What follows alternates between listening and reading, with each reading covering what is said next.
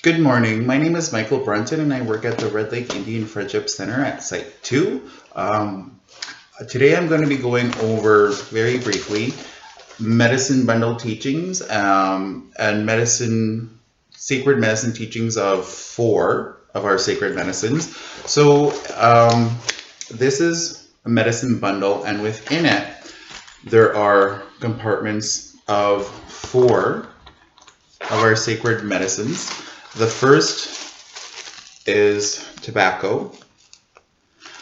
We offer tobacco. The Anishinaabe people, the Ojibwe people of this area, we offer tobacco to whenever we go hunting, whenever we pick plants, and whenever we take anything from the land, we offer tobacco as a sign of respect and as a sense of reciprocity to show the Creator that we take only what we need and we leave the rest, and that we never take too much, and that we don't hoard anything. So part of our teachings about reciprocity is we take only what we need and we use everything within the animal to show our respect for them giving their lives to feed our family, to feed our elders, to feed our community members.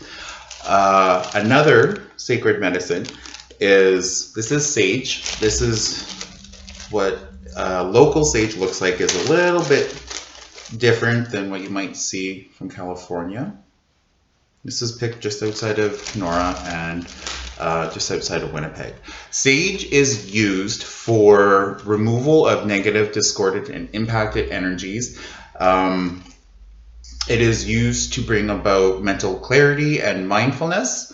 So if you are having a bad day, it is important to smudge your mind. You would want to smudge your mind of negative thoughts. You would want to smudge your ears of hearing negative things. You would want to smudge your eyes of seeing negative things. You would want to smudge your mouth so that you can always speak from the heart and that you can always speak with kindness. You would smudge your heart to uplift and remove any negative energies there. And it's very important to remember to practice mindfulness when you smudge. It is very important to treat each other with respect and to treat each other with kindness and to treat each other as we would treat members of our own family. And these are part of our teachings.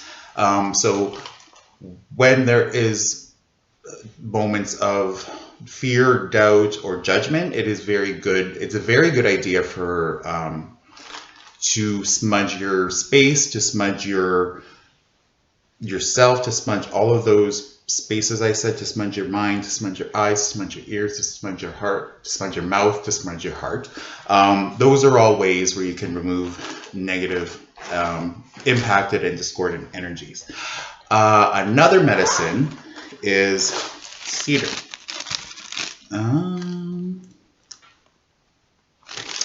Cedar is said to be, when you burn it, there's many different ways you can use it. Cedar can be burned to attract positive energies. Cedar is very high in nutrients as well. Antioxidants. It's very good to prevent or to heal from a cold. So you would take these cedar leaves and you would boil them softly in a pot for about 20 minutes. Remove the pot from the kettle, remove the kettle from the stove and let it cool. You can then have cedar tea, and it is very high in antioxidants, and it's very good for to ward off infection and to promote good health. The fourth medicine that I'm going through is sweetgrass. Sweetgrass is burned, but one of the stories that I resonate most with sweetgrass is that if you look at it, it's a knot. It's not a knot. It's a braid.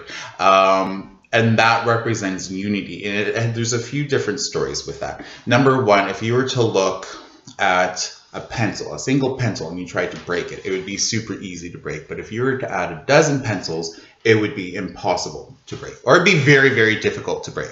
So one of the lessons that resonate with me most when it comes to Sweetgrass is that it promotes unity, and it speaks to unity, and it speaks to brotherhood, and it speaks to treating our neighbors the way we treat ourselves.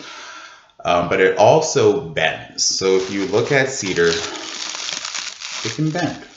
And one of the stories that resonates with me most when it comes to Sweetgrass teachings is, if you were to look at a tree that wouldn't bend and move and sway in the wind, and a big gust of wind came over, it would fall. But when you look at a tree that's able to sway with the wind, it's able to adapt, and it's able to survive the storm, whereas the stiff tree that would not budge, that would not move, collapsed. So part of it is one of the teachings is to be malleable, to be able to adapt, to be able to roll with the punches, to be able to look at a situation and try to find the highest outcome of that situation, and try to find the most beneficial solution for everyone involved. Those are the teachings that resonate with me most when it comes to Cedar. And I should acknowledge fully that Indigenous cultures have different teachings from community to community, and different communities might disagree with their teachings and interpretations of the 4 medicines. And there are many, many, many more medicines, and there are many, many, many more teachings out there. So for me, if you're going to take anything from this, that's fine. If it doesn't resonate with you, leave it. Take only what resonates, and leave the rest, because you might have elder teachings from Southern Ontario that might expand upon what I say, or that might have a different message altogether. Take what resonates with you and leave the rest. Anyways, have a beautiful day.